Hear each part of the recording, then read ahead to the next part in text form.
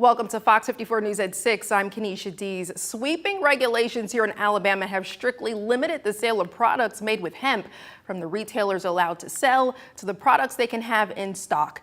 It's changing every aspect of the industry. In addition to the product limitations, retailers now have to go through multiple steps to stay in line with the new law. Fox 54's Caleb Aguayo shows us what one retailer is doing to get business back up. Alabama's new hemp laws are impacting thousands of businesses across the state. Here in Florence, Green Acres Organic Farms made their own hemp-based products for just over 7 years. Now they have to go before the city council just to see if they can stay in business. Alabama's House Bill 445 went into effect on January 1st, limiting the sale of all consumables like hemp-based gummies, drinks, and smokable hemp. In order to sell these products, retailers now have to go through the Alcoholic Beverage Control Board to get an individual retail license. But to license with the ABC, the law says sellers have to go through their local government first to get permission to apply. And that's impacting operations for Green Acres. While the business says their inventory is compliant with the new law, they have to stay closed until the city council renders a verdict tonight. Owner Carmelo Parasolidi says that's leading to a big loss in revenue, forcing them to close one storefront permanently and lay off several employees. Parasolidi says despite the new limitations, he just wants his business to stay open. Seeing the folks who relied on us for our products and not able to help them, it's a gut wrencher. And then also having to let employees go that you've worked with for several years is very unfortunate, and I hope no one ever has to do that. Really, the only thing to do is stay positive and stay persistent. For Green Acres, the next step is to start applying to the state ABC board to get officially licensed to sell hemp products. In Florence, I'm Caleb Aguayo, Fox 54 News. And we're learning that Florence City Council voted unanimously to approve Green Acres operation in the city. This decision may help set a precedent for other hemp businesses in the area. We'll have more on Fox 54 News at 9. Here's a look above at weather. Don't let the sky fool you. It was a cloudy day with very little sunshine, different from what we saw yesterday, where we had the sun, we had some clouds, all the above. But it's a different story. Let's bring in our Fox 54 Weather Impact Chief Meteorologist, Jordan Dressman. Jordan, we can find some happiness in today, given that it is your birthday. No, thank you. Yeah, it's always good to make it another trip around the sun, I suppose. And it was a warm January afternoon across North Alabama, southern Middle Tennessee. Naturally, I have had some incredibly cold birthdays. 64 was the high temperature today in Huntsville, 63 in Coleman. We saw 67 in Florence, low and mid 60s up across southern Middle Tennessee. These are really nice temperatures to see in early January, especially since we all know winter's not over yet, and the colder air is eventually going to return. 60 was the high today in Scottsboro. We saw 58 this afternoon over in Fort Payne. Now, as we head into the overnight, temperatures aren't going to go anywhere, really. We're only going to drop off into the lower 50s across the Tennessee Valley. A couple of folks might drop off into the upper 40s. We might get a little bit of patchy fog, but otherwise it is going to be a quiet and warm night. Now, over the next couple of days, things are going to begin to change a little bit. A cold front is going to push its way through the Tennessee Valley as we head into Friday evening and Friday night. Now, that's going to bring a round of widespread showers and thunderstorms to the Tennessee Valley. That round of showers and thunderstorms has prompted a Fox 54 Weather Impact Alert Day. We'll talk about it in greater detail here in just a few minutes. Thank you, Jordan. We've learned a man is behind bars for allegedly sexually abusing and possessing child sexual abuse material. HPD, the Madison County Sheriff's Office, and SWAT executed a search warrant at this home you see here on the 2100 block of Mythwood Drive after receiving a tip alleging the suspect had child sexual abuse material inside his home. Police arrested John Higgins, pictured here, without incident. He's charged with sexually abusing a child less than 12 years old, among other charges. He's held in the Madison County Jail on a nearly $294,000 bond. A Morgan County man convicted of murder and drug trafficking will spend the next 140 years behind bars. Back in 2021, officers responded to reports of a shooting at Decatur Door Services, where they found Frankie Smith with a gunshot wound to the head. Police arrested Spencer Harwell, you see pictured here, who was found with a large quantity of meth at his home. Harwell was convicted by a Morgan County jury in October. A judge sentenced Harwell today to 80 years for murder and 60 years for trafficking meth. Huntsville police brought down an alleged illegal gambling operation today, they say. HPD SWAT team executed a search warrant in the 3600 block of 7th Avenue, where they say they found several gambling machines, 2 guns, some of which you see here, marijuana, and various other drug paraphernalia. Police arrested Robert Gray Jr. and charged him with promoting gambling and possessing gambling records, among other charges. He's held in the Madison County Jail. HPD says additional arrests could be made. Here's a live look inside the Madison County State Legislative Delegation Public Forum, starting right now at the Huntsville City Council chambers. State representatives and state senators are hearing from the public about any issues affecting Madison County and the state of Alabama. You can see this session is just underway, and we'll have a summary of today's forum tonight on Fox 54 News at 9. You may have heard a loud bang while driving home yesterday. Don't worry, Redstone Arsenal says that's just them, and they want you to know you might hear a loud bang again. The Arsenal says they're planning another detonation on the southern end of Redstone Arsenal tomorrow between 1 and 6 p.m., which can cause louder than normal noise levels. The Arsenal says what they're doing is routine and poses no safety concerns.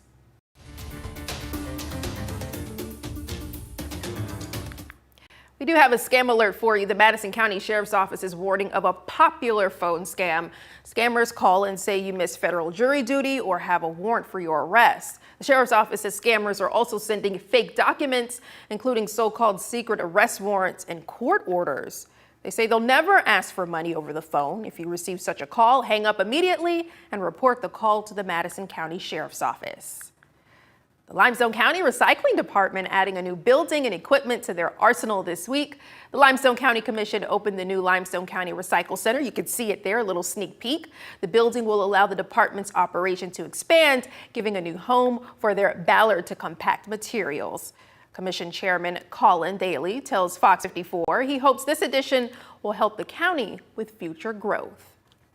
In the future, we hope to get more involved in recycling, because the beauty of the recycling world is it keeps it out of your landfill. It makes that environment better for the future. And plus, it gives us a return on investment. It's something that we can, instead of being just a fee to us to have to get rid of it, it gives us an opportunity to try to regain some money back. If you live in Limestone County, you can drop off recyclable materials at 1305 North Jefferson Street from 7 a.m. to 3 p.m. Monday through Thursday. Tennessee Governor Bill Lee has declined to receive millions in federal funding to provide food to low-income kids during the summer. The state is rejecting $84 million in what's called Sunbucks, federal funding allocated to feed more than 700,000 kids. More than 300 faith leaders signed a letter urging Governor Lee to rejoin the program to help address child nutrition in Tennessee. And in its place, the governor added a summer nutrition initiative providing 18,000 kids the same per child funding as the federal program. Once I met 8th graders, I think I'll be here forever. Oh yes, this teacher loves her 8th graders and they love her back. We get to meet our very first top teacher of this year in just a few. And a new alert system is designed to warn you when trains close railroad crossings in Madison. Those details just ahead.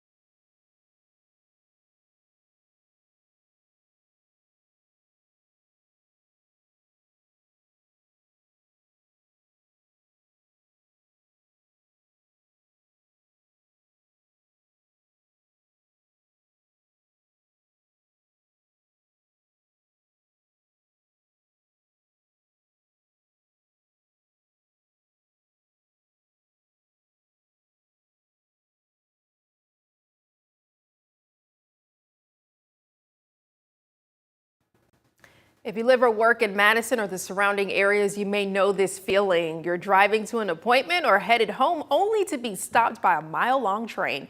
But the city is now turning to artificial intelligence to help keep you moving.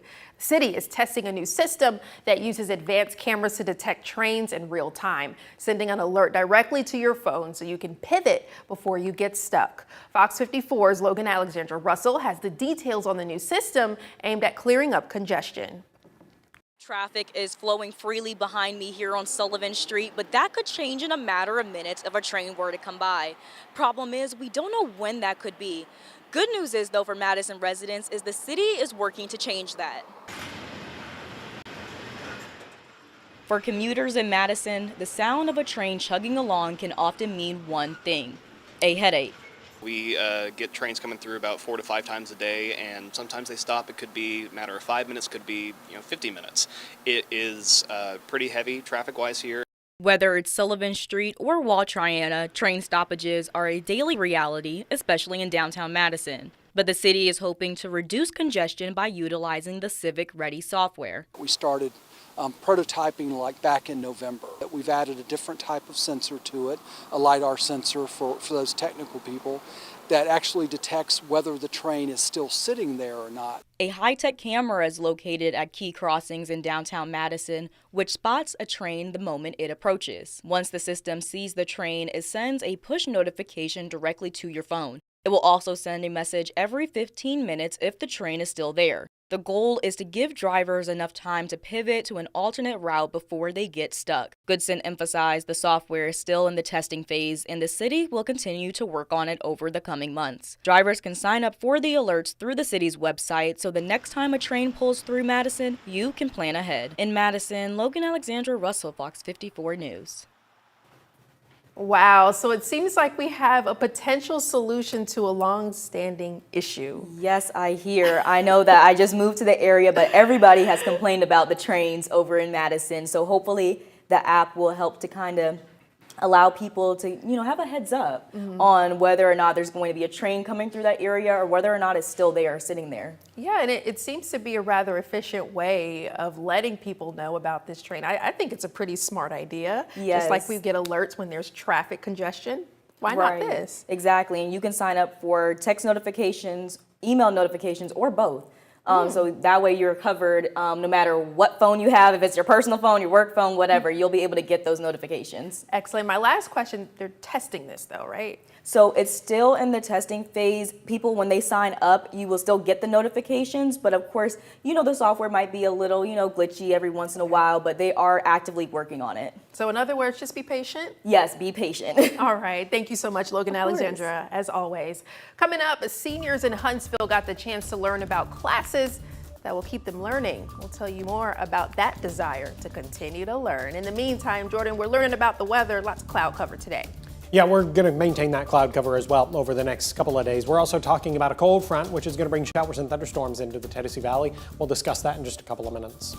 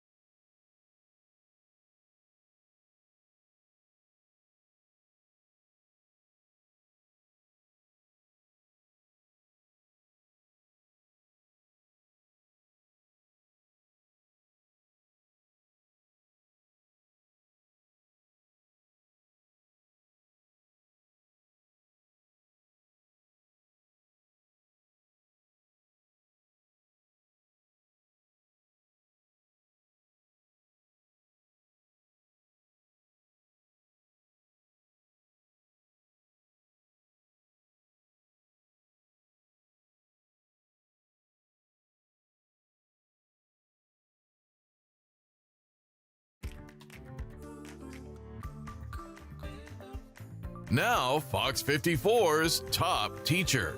Sponsored by Calhoun Community College.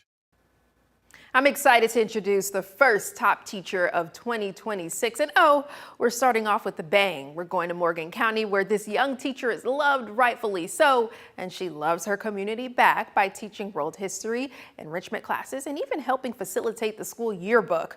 The honor so worthy, even her own family showed up, with her grandparents traveling an hour and a half to surprise her. Meet this week's Fox 54's top teacher, Erica Terrell from Danville Middle School.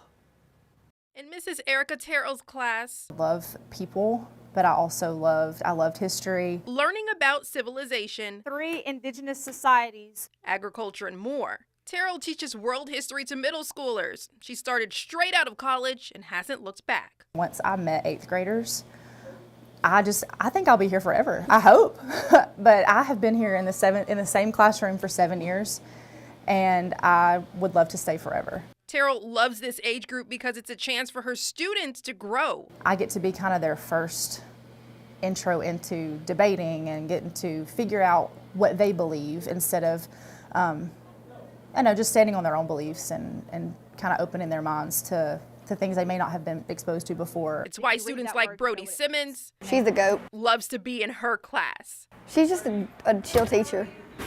She knows how to teach the way us kids know how to. She knows how to teach the way us kids are. But Terrell knows her students face challenges too. It's such a hard age for them because they're figuring out so much. And so my goal for, being with this age group is just to let them be teach them how to be confident in who they are. And it's more than confidence she hopes her students gain from her classroom. She hopes they truly know their value too. Well, I hope that they feel like they have an adult that listens to them. That every student, no matter what, no matter if they play sports, if they're in the band, if they are not involved in any extracurriculars, that they are all treated equally in my classroom, and that they're all loved. Congratulations, Mrs. Terrell. It was an honor meeting you and a joy to be in your classroom. Check out the moment she was surprised by her entire family, as I mentioned earlier, and friends, right here on Fox 54 Plus. Also nominated teacher at fox54.com. Now, the Tennessee Valley's certified most accurate forecast from the Fox 54 Weather Impact Team.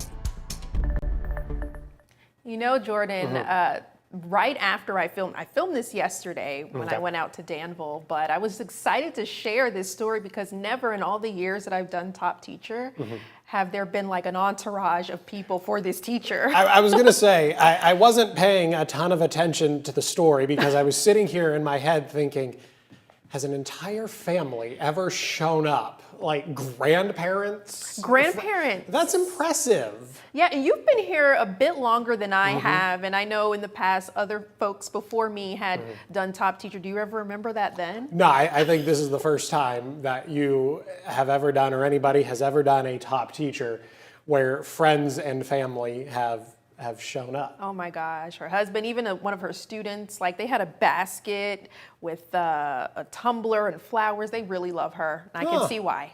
All right, well, congratulations to her. Kind of a gross afternoon across North Alabama, southern Middle Tennessee, a mostly cloudy sky. We got a couple of peaks of sunshine literally at the last possible minute before the sun set, but otherwise it was a cloudy sky with a bit of that annoying drizzle. Now, radar looks nice and quiet this evening, but it could be a bit misleading because that annoying drizzle is oftentimes not detectable on a radar because it is so incredibly light, it's so incredibly isolated that a radar beam just simply cannot pick it up. So while radar might be quiet this evening, there still might be a little bit of that annoying drizzle going on across the Tennessee Valley, and that could continue through the rest of the evening. Now, it does look like we are going to be dry as we head into your Wednesday, but those dry conditions aren't going to stick around very long. Rain builds back in as we head into your Thursday. Showers and thunderstorms are all but a guarantee as we head into your Friday. We'll talk about that in just a second. Rain could linger into the front half of the weekend, but then by the time we get to Sunday, Monday, and Tuesday of next week, it does look like we are going to talk about some consistently dry days across the Tennessee Valley. Now, the The storms we're going to get on Friday, that activity is going to be associated with a cold front. This is going to be a rather robust line of showers and thunderstorms that's going to move through the Tennessee Valley. With that in mind, Friday is going to be a Fox 54 weather impact alert day. And not necessarily because we're talking about the chance for severe weather. We could get a couple of stronger thunderstorms, yes, but the overall threat for severe weather is quite low. But because this entire system is going to bring some incredibly heavy rain into the Tennessee Valley, and the rainfall totals are going to be quite high. We could end up talking about a little bit of flash flooding. I'll show you those rainfall totals here in just a minute. Here's Futurecast at the lunch hour on Thursday. Relatively dry. A couple of light showers attempt to build into the Tennessee Valley. Most of us are going to be just fine. Still talking about that mostly cloudy sky Thursday evening. We hold on to the cloud cover overnight. We even begin to see a couple of showers develop across the Tennessee Valley. For the most part, the Friday morning commute is going to be without any problems. Things, however, begin to change once we hit the lunch hour. Now more of that widespread heavy rain is going to begin to build into our neck of the woods. And then within this heavy rain, we could get a couple of thunderstorms, frequent thunder and lightning. We could get some gusty winds thrown into the mix. Again, some stronger thunderstorms are possible, but as of right now, it's only Tuesday afternoon. The overall threat for severe weather is going to be quite low. When that widespread rain builds into the Tennessee Valley, though, it's not going anywhere. Here we are 4 o'clock in the afternoon, still talking about widespread showers and thunderstorms. Into the middle part of the evening, we're still talking about widespread showers and thunderstorms. Again, some periods of incredibly heavy rain where we're talking about some of these darker yellows getting into some of the darker reds. That's some incredibly heavy rain across the Tennessee Valley. This is all going to come to an end by the time we get to the middle part of Saturday morning. We'll even begin to see some breaks in the cloud cover as we head into Saturday afternoon. By the time we get to Saturday afternoon, we're looking at 2 to 3 inches widespread across all of North Alabama, southern Middle Tennessee. And then on a local level, we could be talking about 3 or even 3.5 inches of rain, which again would lead to some flash flooding, hence the weather impact alert day. We stay warm as we head into the overnight, temperatures only dropping into the upper 40s and lower 50s. Have a good look at the next 7 days. 65 on Wednesday, 68 Thursday, a pair of 67s both Friday, Saturday. Now on the backside of that cold front is naturally going to be some cooler air. It's not supposed to be in the mid and upper 60s in early January, so we're going to be brought right back to reality Sunday, Monday, and Tuesday of next week, though we do get to enjoy plenty of sunshine those 3 days, but it is going to be chilly, 45, 48, and 51 respectively. Thank you, Jordan. Seniors from around the Tennessee Valley gathered for Learning Quest Rally Day at John Hunt Park. The event kicks off the start of registration for Learning Quest spring term, allowing seniors to sign up for classes, events, and trips to keep their minds active. Class presenter and student Tom Borcher told Fox 54 there's a wide selection of material for you to choose from. There's a lady teaching French, for example. There's a very interesting gentleman I spoke to earlier today who's teaching wood carving.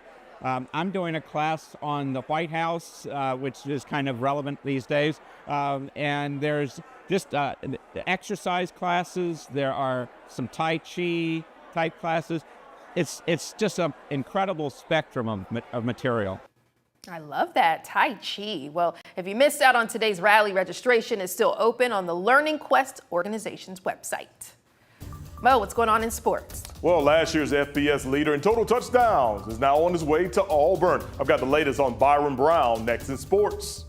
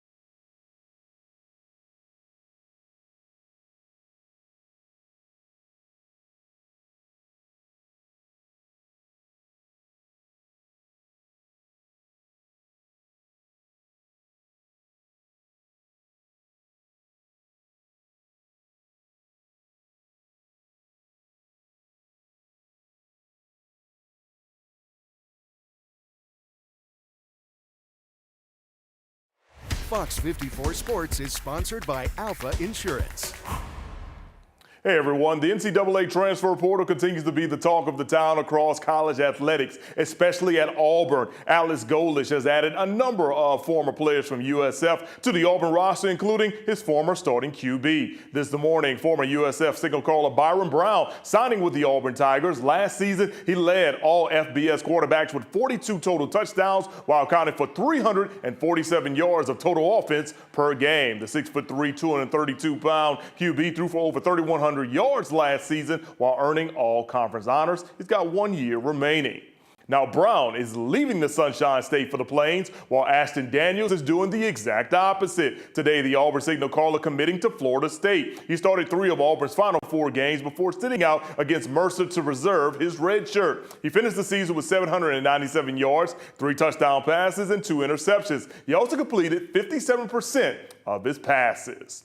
Off to the hardwood now, the UAH women's basketball team is maybe in the midst of its best stretch ever. Last week, the Chargers snapping an 11-game losing streak to a reigning league champ Union and blew out last-place Christian Brothers, extending their program best win streak to 11 and then 12 games, and also improving to 8-0 in GSC play. Now UAH will hit the road to take on Montevallo, a squad that only has a 3-8 record, but head coach Alan Sharp needs his team to be serious about this matchup.